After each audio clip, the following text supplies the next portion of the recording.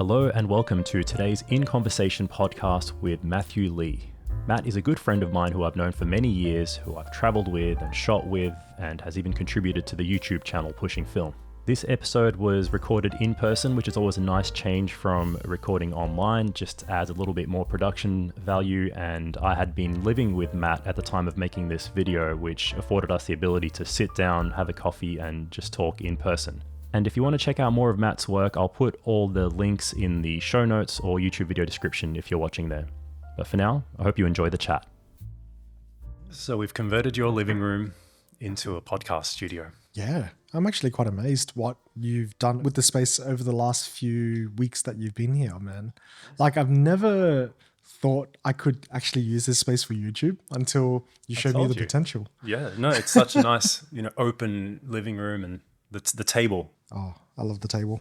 It's probably one of my favorite pieces of furniture in the house. Yeah. And your lovely wife has been very accommodating in letting us fuck around with all the stuff and take up the table during lunchtime. But yeah, thanks for being on, man. I probably would have recorded an intro for setting up the podcast, but hopefully some of you guys might be familiar with Matt from some of the previous videos we've done and his contribution with letting us learn the Hasselblad X-Pan from back in the day, which was like, damn, when was that? 2016? Yeah, 17? 2016, something like that. Yeah, and you used to shoot a lot more film than you do now. So one of the topics we said we'd talk about is film versus digital in the sense of moving between the two. Why did you stop shooting as much film as you used to and transition more into what you're shooting now, which is? Primarily shooting with the X100-6, which is recording the main cam at the moment. It's doing a pretty good job, I think. Yep. So transitioning from film into more digital, I guess the main factor was just the cost of it. It was, even back in the days, it was getting a little bit too expensive for my liking. And I wasn't shooting enough film or any projects on film to justify continuing on. And that's when I switched to the Fujifilms. They gave me, especially with the film simulations, gave me enough satisfaction of that filmic look for me to just switch over to digital completely. Yep. It's a common story these days, I feel, especially because from the time that you were cutting down your film expense, it was like probably half the price that it is now. Back when you shot the 645 camera, the Fujifilm, what is it called? Yeah. GA or something? GA 645. Yeah. And it's probably relatable to a lot of people who are listening in that you might still want to shoot film. Like I still can justify it because what I do with the YouTube channel, because it's kind of my bread and butter for my personal work, street photography included. I can justify the extra expense, but even for someone like me, I have to cut down and pick and choose when I'm actually going to spend that money on both the film and the processing, because it's not as cheap as it used to be. There was a bit of a golden bubble, like a golden age, but long gone. Yeah, definitely. I've still got some film cameras that I'll never sell. So there are some projects maybe for like special occasions that I'll take out the film camera, but haven't had that chance lately. When was the last time you actually shot a roll? Oh God. And excuse me, guys, if you hear there's two cats in the background and they're actually being relatively good right now, but we'll see how they hold up. Yeah, we've got a cat chair right here, just in case they pop up. Yeah. Last time I shot a roll was probably back in 2021 when I just got the Olympus FT. Olympus FT? I think that's what it's called. The half frame? The half frame, yeah. Yeah. The Pen FT, yep. Pen FT, right. That's it. Yeah, it's been... I think I've only shot one roll through it. That was me trying to explore film still, going to half frame, so doubling the value of it. I thought that would be the way to go, but with film processing as well, going up and up, yeah, it kind of deterred me from it. So I've only put one roll through and the results were pretty nice. Yeah. Really relatable right now with the Pentax 17 and the big success it's seeing, because that was a camera that when it was announced and even released, people were kind of writing it off because it's only half frame. And then I think now in the roughly 1 year that it's been out, people are starting to really adopt it and realize its potential. And that if you have a camera like that with a really good lens and good film and good scans, the half frame is not much of a barrier to getting good results, and it gives you that economy. So I think that's a good way for anyone listening to really like offset some of that cost, is to look into alternatives like self-dev, maybe if you can justify it, if you shoot enough, or half-frame cameras. Yeah, that's a really common experience. So another thing we want to talk about is just your personal journey with photography in general, just touching on that and the whole idea of how we progress in our photography, quote unquote, career. I don't like to use that word, but you know what I mean? Like just your personal journey in photography and how that changes what you might have shot when you started and what you've been shooting now. Has that changed? Because we kind of touched on when you were working at a restaurant shooting these characters that would come in. We'll try and put that up on the screen for the video version of this podcast. But tell me a little bit more about that and if and how it's changed over the 5-10 years. Yeah, over the last 10 years. So got into photography when I moved to Melbourne as a way of exploring the streets and getting to know Melbourne itself. Coming from Darwin, a really small, pretty rural town, I'd say, since it's on the tip of Australia, very isolated. Coming to Melbourne, which is very overwhelming. Yeah, it was an avenue for me to like explore Melbourne, getting to know the streets, getting to know my way around Melbourne. And yeah, it was actually Digital Rev that Digital Rev, yeah, Kai, Digital Rev, Kai Wong. When it was yeah. him and Locke, right? Locke, yeah. They got me into street photography and I really wanted to try it out. So I came to Melbourne with my Olympus Pen 3. Is that EP3? the digital Olympus? Yeah, digital Micro Four Thirds Olympus, yeah. And yeah, just shot around town with it. Eventually upgraded to the EM5. And then when Olympus didn't support like a firmware upgrade to bring focus peaking in, because I was a very manual shooter back then, I switched over to Fujifilm. What year was that around Digital Rev, like the prime? Oh, that was around 2010 to 2012. Around then, yeah. So for background, that's around the time we met, kind of, was it? Or we met after I think 2013, 2014. Yeah, after that. And then during that Digital Rev golden era of, Kai Wong and all that. Something, another inspiration for street photography that we both have spoken about was Eric Kim. Now, I know there's probably a lot to say about him, but maybe we can save that for a little bit further into the podcast. But I know that for me, he was one of the people that got me into street photography. And my start with Nick back then was through watching Eric Kim's YouTube channel around 2013, 14 also. So around the time we met, and him coming to Melbourne, doing the workshops and all that, and how he actually got a lot of people into street photography, as well as I think, people like Kai Wong, in the context of being on the internet, because they were early adopters of popular YouTube channels talking about street when there was hardly anyone else, maybe John Free or someone like that. But yeah, it's really interesting in the sense that your photography goes through this journey, but has it changed the way you actually shoot? Because you and I went for a little street shooting session and you were shooting your X106 and I was shooting film, and you started to get photos where I looked at your screen and I said, hey, this is like a classic Matt shot. It kind of reminds me of the shot you used to get when you were at the restaurant. Do you think that's something intrinsic, just built into how you look at the world? I think so, because I don't really look at other inspirations. I don't follow any major street photographers. I'm not into that scene anymore as I once was. I think in my like street photography days, I did develop my own style, and I think that's starting to come back out. These days, it's more documentary of everyday life photography. Like I'll take pictures of my wife, cats around the house, our journeys together. Like when I went to China, I did some documentary photography of her family. But yeah, that's all it is to me these days. It's just documenting your life. Yep, that's it. That's good. I think if you're going to hold on to one aspect of photography, that's probably the most important, the most meaningful one, at least in my opinion. If you're going to keep one thing. Yeah. Do you find you get rusty in the technical aspect? Oh, definitely. If I don't shoot for a couple of months, coming back to it, it's relearning a lot of exposure, like composition stuff again. But it's just like riding a bike. Like after a few shots, you get into that mindset again, and then you're all good. Yep. But definitely getting back onto the streets, it's taken me a few sessions to shake off the rust. And you know how difficult street photography is. You can't control any element. You have to you're the one in control. You have to position yourself right. You have to get your exposures correct in the first place before taking the shot.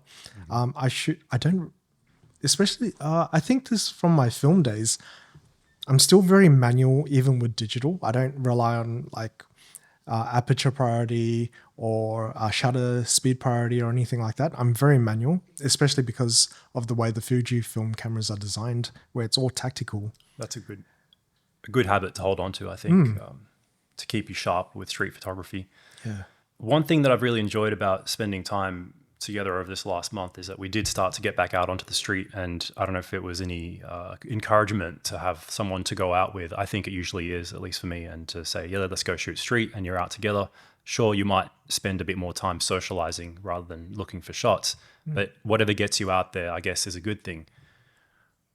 You said you started to enjoy it again after a certain point. Like, what is the main enjoyment in the world of street photography? Is it taking the shots and getting the good shot, or is it for you observing and being part of the world out there and witnessing moments, even if you don't get the shot? Yeah, I think it's more observing and witnessing the moment, like Being present. being present, being present. Especially these days when I'm living out in suburbia, I don't get to interact with people as much as I'd like anymore. Yeah. And you encouraging me to go to the city and shoot more. We even went for a few suburban walks as well. Yeah, we did. We Yeah. did. Like, it's fun. And yeah, it's really reignited that fire within me again. Like, I want to go out more now. Yeah, it's one of those things where if you don't keep doing it, it is easy to just fall off the wagon. But not that you have to stay in it. It's just up to you really when you feel like doing that. Because I know as your life gets busier, it's not always easy to make big trips to go somewhere. And then you can do that walk around the suburbs only so much before you feel like you've done everything. Yeah, I've done the suburbia walks a few times when I first moved into the area. Yeah. And, going around the same area, there's not much out here, I guess. Yeah. Yeah, and I think in terms of the photography I do prefer, which is being street, I do want to have people in my shots, whereas in suburbia, if you do take pictures of people, it's kind of a bit sus. So you tend to go more towards like landscape or like subject like cars or something like that. Speaking of which, we did run a little experiment while we were walking around the street, shooting some of the same scenes on both film and digital, because it just so happened that in my Leica MA, I had a roll of Fuji Superior Premium 400 loaded up, and you've been using this profile on your X100 which is a Fuji Superior Premium replication. And I remember seeing some of your shots on that, and we'll put that up on the screen for the people watching the YouTube version, and thinking that's pretty nice. It actually does have that filmic look, and you've added the grain and the punchy colors that Superior has. So we were curious, how close is it to the real thing? Because the real thing is quite variable depending how you scan it, all these other factors. But typically you would develop it at a lab on a Frontier scanner in most cases. So we shot it, and we found this old car in the neighborhood, like a rundown car, begging for the film shooter to come and shoot the corners, and then the old grass overgrowing in the corners. So for anyone just listening, it was one of those cliched scenes. Maybe it was an old Australian or American car, like a Valiant or something. I can't remember now. But looking at the scans, they actually turned out quite different. Yes, very different. Completely different. Yeah, yours had a lot less contrast in it. Less magenta. Yeah. I found like there was a reddish, and that's something I find intrinsic to Fuji files in general. And maybe it depends on the recipe that you've set up as well, or obviously it depends on that. But yeah, on its own, it stood as its own thing where it looked like some kind of film. But then when we compared it to the Fuji Superior Premium scans, it was completely different things. But I guess you could tweak a recipe based on the same conditions. So if we'd done that and used it to formulate a recipe, you probably could get a bit closer. But in reality, the film simulations are just their own thing. Unless you really customize them to fit within your parameters of shot on a Leica with this size lens with a Frontier scan and this kind of development, there's just going to be too many factors otherwise to get it that close. How does it make you feel about the difference between the results on film and digital? Do you ever feel like, I wish I was shooting more film, or this is what I like about it, or there's no longer any reason to want that aesthetic? Unfortunately, while shooting film, I never really developed the eye to actually look at the colors properly, or how film resolves an image. Yeah. Like to me, it's all about the composition. Colors play a factor into it, but it only complements it. Like it doesn't really define the image for me. And you can always tweak it. Yeah. Yeah. So that's it. you're a bit more pragmatic in your approach when it comes to photography. It's not just about like a trend or some like certain colorway, which is completely customizable in a way. But then you're not someone who does a lot of editing, I guess, on your Fuji files. Do you shoot JPEG or both? Or? I shoot both just in case there is an image where I really want to like convey a certain mood or something like that. However, in falling off the whole photography train, like at the moment, I'm just trying to get myself back into photography. So the JPEGs are perfect for that. Like the images look nice enough just to post without me having to tweak anything. But I'm always shooting raw just in case I do get a keeper, you know. Interesting. Because I think I'm a little bit different in that when I see that result on film and I've shot it on digital, sometimes I'll be doing that for experimental reasons, or I am shooting both out on the street when I'm traveling, and I'll always look at the film shots and be like, damn, that's what I wanted for everything. I wish my digital shots looked like that. Not because I don't want to spend time editing, but there's that something intrinsic. It's just the film douchebag within me that makes me just drawn to it and always say that like, well, sure, there are cases where the digital will look better. I just think that's, for me, it's a minority of the time. And I guess, I don't know, there's something about it that for me is like magical that draws me to it. And that's why I guess I can justify that cost. Yeah. Or maybe I haven't found the right digital camera or the right preset or whatever it is. Yeah, true. But having looked at your raw files that are from your scans, there is that magical element. There is something, And it's the Frontier scanner, I think, is a big part of that, because those were done at Halide Express on their Fujifilm Frontier SP500s, which they add something to the photos. They were designed to spit out these really great prints in the consumer film photography days when it was normal.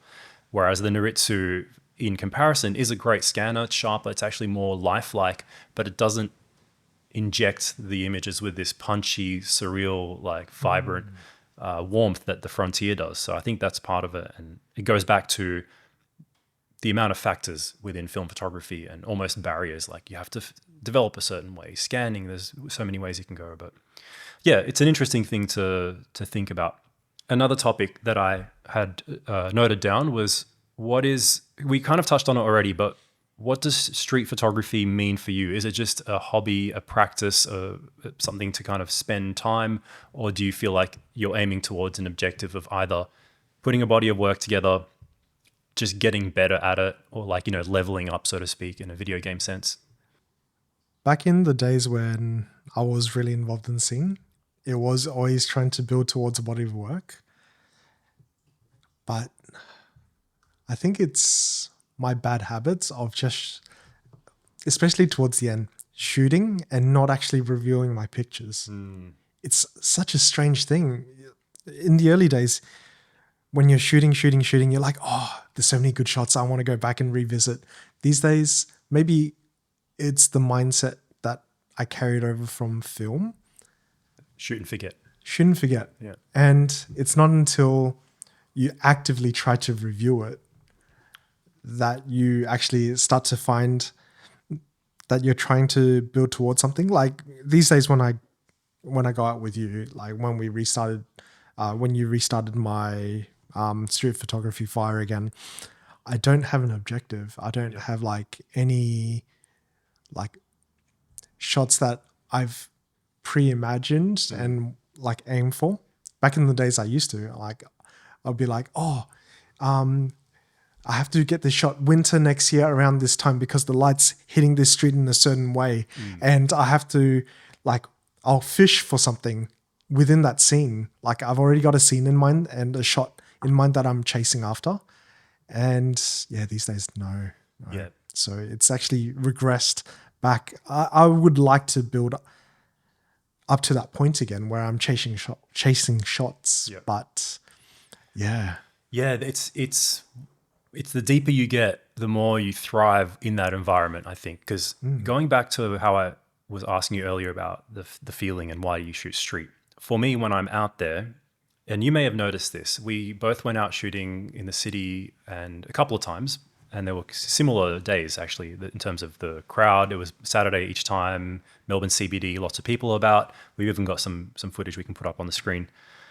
And I feel like both of us went into our default modalities of being out shooting street, which for me, I kind of, really start to intertwine myself into the crowd these days. If I'm in the right mindset, if the environment is fitting, the kind of crowd, the seat, whatever's going on, my mindset, and then go into this kind of flow state where I'm like just in there. I'm like kind of just present, observing, and I kind of like start to talk to people and look for the characters, and maybe I won't even get a photo, like, approaching that group of bodybuilder dudes and starting to chat to them and having a laugh. And then something I never used to do, or something I don't do when I'm either fresh back into my street photography practice and I feel that rust, or just the fact that I've been now shooting for however many years.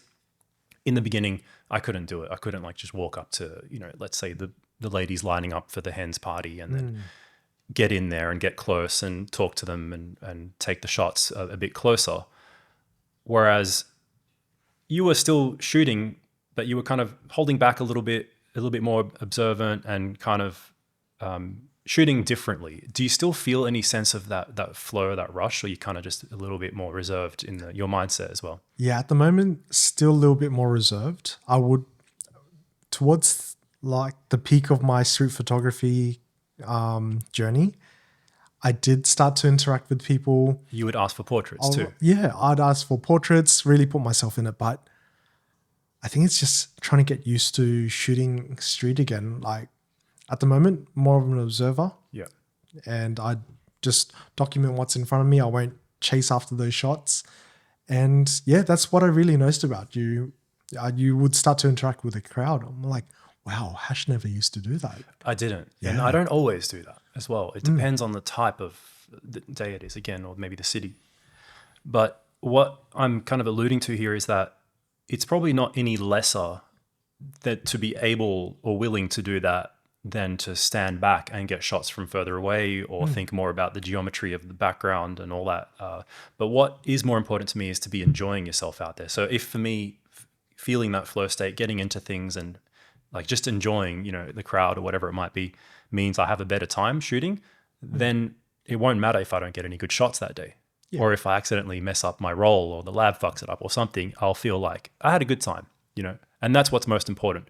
And for you, maybe it just took 2 sessions or 3 sessions and you were starting to feel it again. I could see it. You were like, even on the street, having a laugh at whoever was hanging out at Flinders or interacting with other street photographers we would run into, because that's a big part of this community that thrives in Melbourne now, shooting street. It's quite vibrant, quite a big community. And the best thing about street photography for me is not the resulting images, it's the process, being out there, just enjoying it. And I think that's something that I would want to remind anyone listening or watching. And if I could talk to my past self who was really afraid or not willing or thought that I was doing something wrong by interacting with the world, by coming in and taking photos.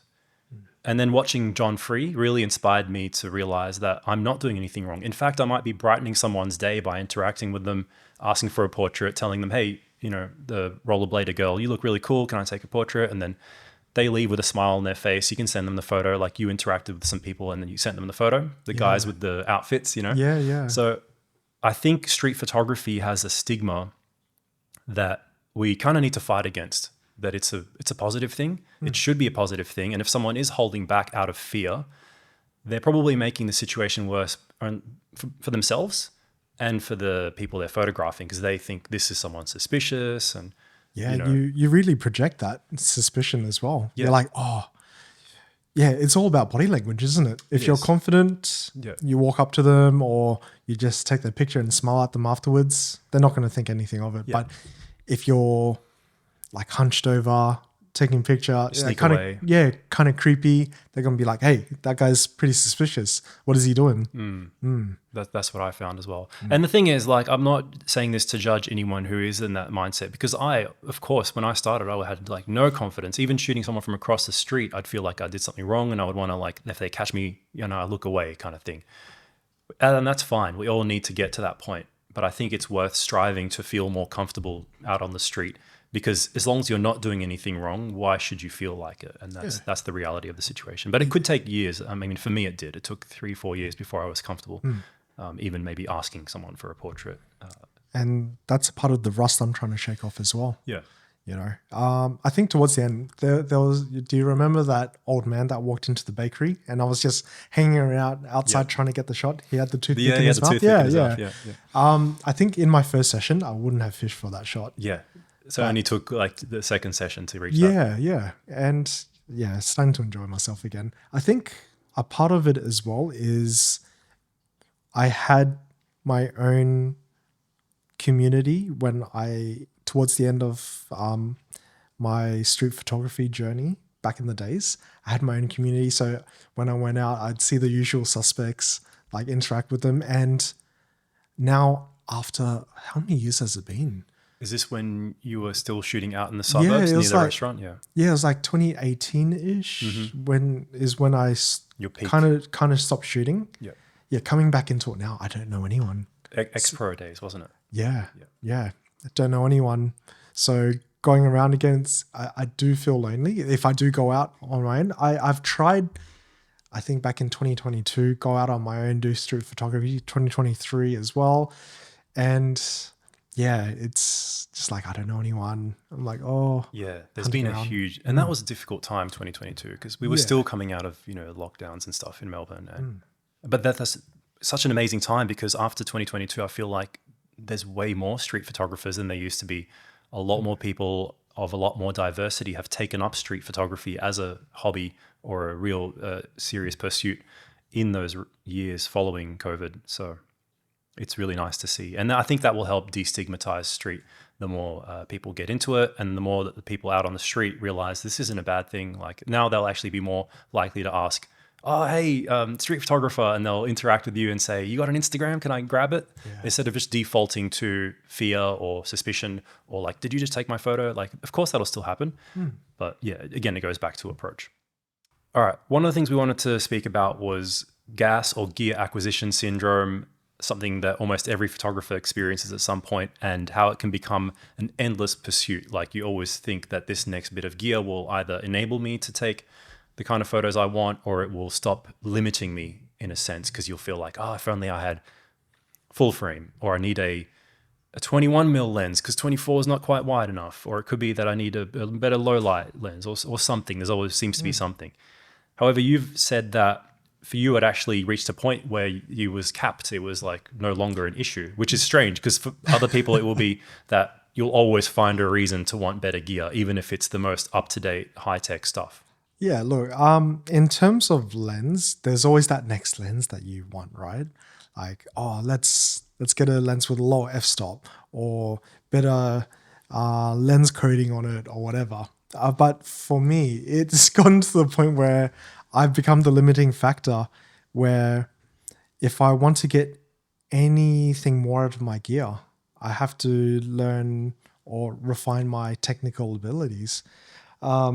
Be it composition, how to expose properly. Look, I know how to expose pretty good, but it can always improve, right? Yeah. And the gear itself, these days, it's gotten to a point where even the consumer level stuff are really good these days. Like you see people going out with point and shoots again, back in point and shoots back from what, 2010, with the CCD sensors and all that. Yeah. They're going back, they're actually reverting back to older technologies. Yeah. And that's proof of what you're saying in a way. It's like a self-imposed regression in order to either limit yourself to make you focus more on the actual art form and technique, or it's just a realization that the technology only matters so much. Yeah. And maybe, in my opinion, it's more about finding the gear that suits you and the way you shoot, and not to always focus on like what is the mainstream resolution right now, or focal length, or way of shooting or printing or whatever it might be. I'm still shooting on a film camera, on 35mm film. If you think about that, that's pretty stupid and crazy, and when you're comparing it to modern standards. Yeah. But I'm getting results that I'm, number one, happy with, and two, are very usable when I digitize them well and can print them to big enough sizes. I've got a little exhibition I'm going to print for soon, and usually you're not printing all that big. So really ask yourself, what is the camera I enjoy using or the gear that works for my style? And more often than not, it could take you years to realize that. Like you had first figured out you like the Fujifilm system and that, tried a few different cameras, but it's nice that you actually landed on something and said that, hey, this is more than I'll ever need. And Yeah, I'd happily go back to an X Pro 1, honestly. yeah, Like it's slow enough for me. Like it's not the best, but it's to the point where I'm not desiring anything more out of it. Like low light performance is good, autofocusing is okay. I can go manual focus if I really wanted to. But yeah, just realize that you're the one who can be improving instead of your gear. yeah, maybe we should have skill acquisition syndrome. SAS. Give people some SAS. That would actually be better than constantly having gas. Yeah. Yeah.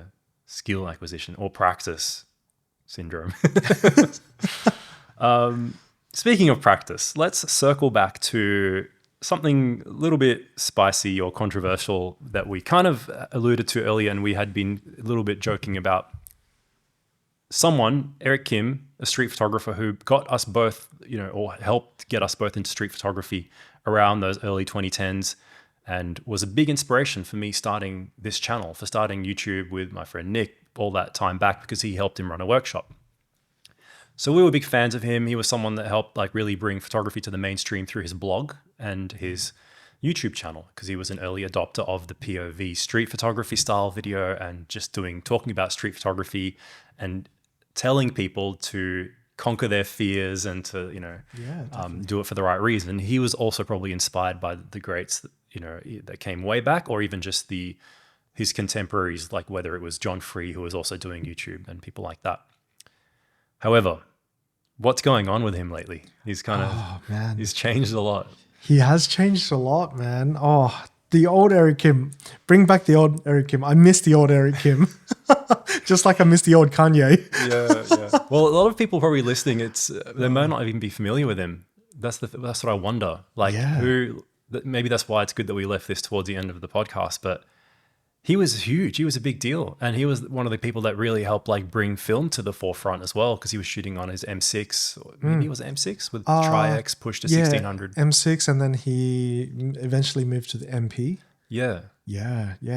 He's the one who made me want Leica as well. Yeah. Back in the days, Leica, a lot of people. Leica, yeah. And then he did his videos where he would travel. He would do his workshops. And, you and I have both met him at different chapters and times. I think because we have a video going back on the channel.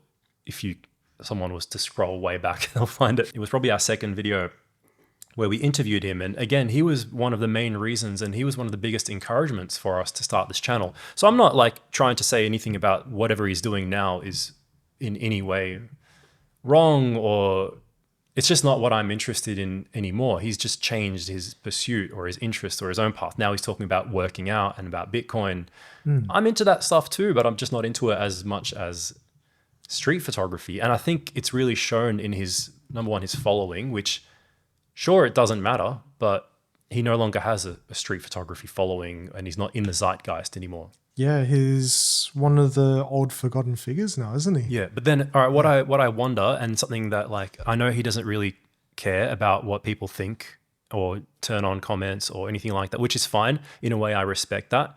But do we as an audience, and even I consider myself somewhat of I guess a friend, or what would you call it? An associate or compatriot or whatever it is, someone I've met and shot with and interviewed and all that and respected what he was doing in the past. Whereas now I look at what he's doing and I think, oh, that's cool. It's not for me. It's strange. But then, hey man, are you still into street? Do you still want to be part of this world that you helped shape? Yeah. Or are we out of place to judge that as, let's say viewers or audience, past audience of his? Yeah, it's kind of strange, isn't it? Because he was so influential back in the days. To me, he was the authoritative figure in street photography. I even attended his workshops when he came to Melbourne. I drove the guy to the airport. Yeah, that's right. Well, You know? he's a great networker, and Yeah. he's really friendly in person. And even though he puts on this persona, and he's very much like his persona, but he's actually quite friendly and Yeah, he's nice. And down you would, to yeah, earth.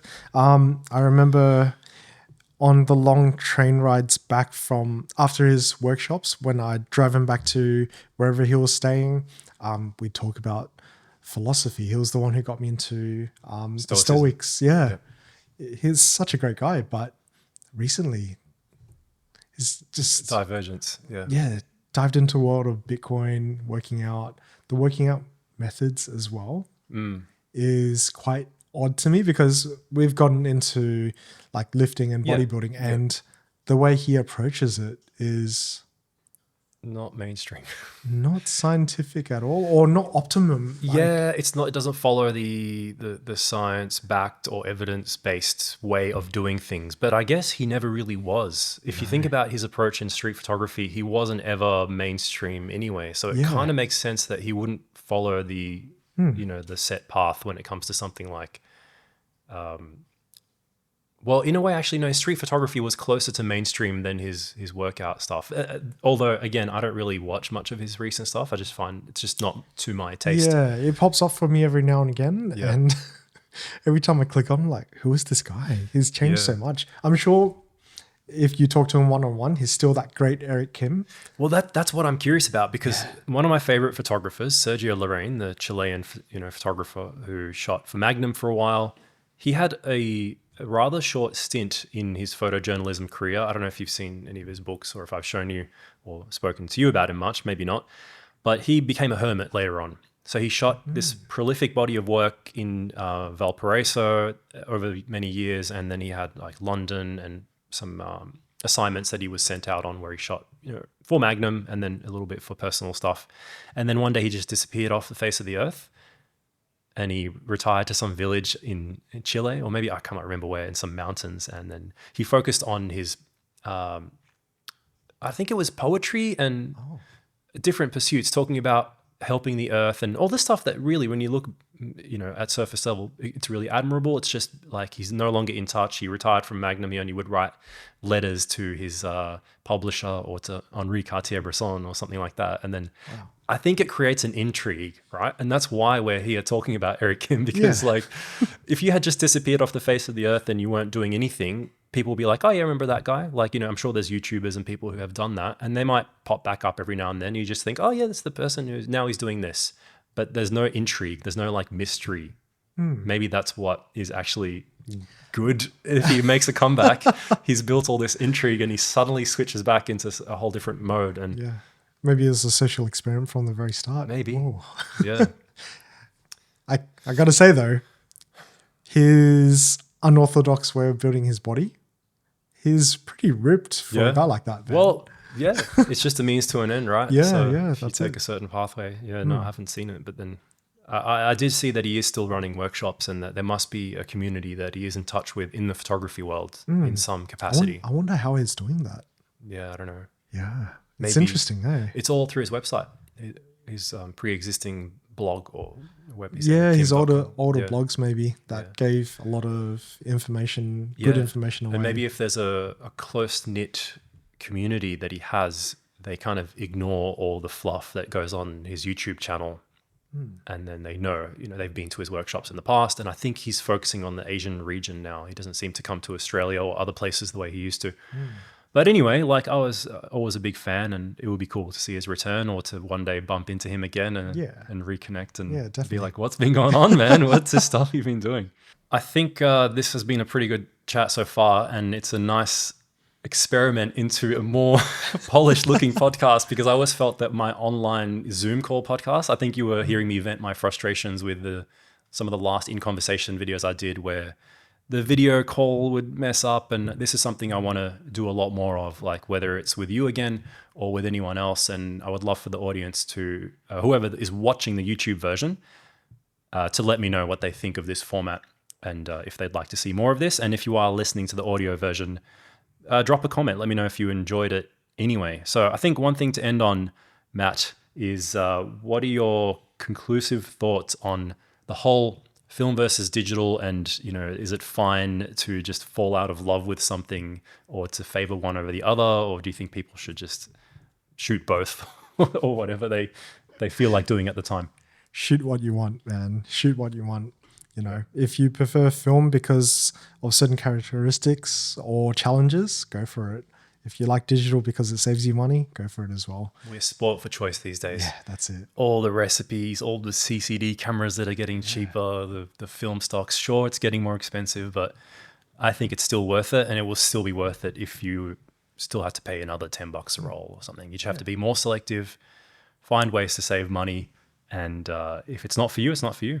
Yeah, As long as you're enjoying the art form of photography in some way or another. So, yeah, man, thanks for doing this. Thanks for letting us use and convert your living room into a studio.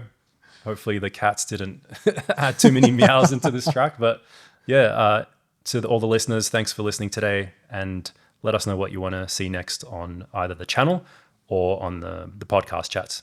Thank you.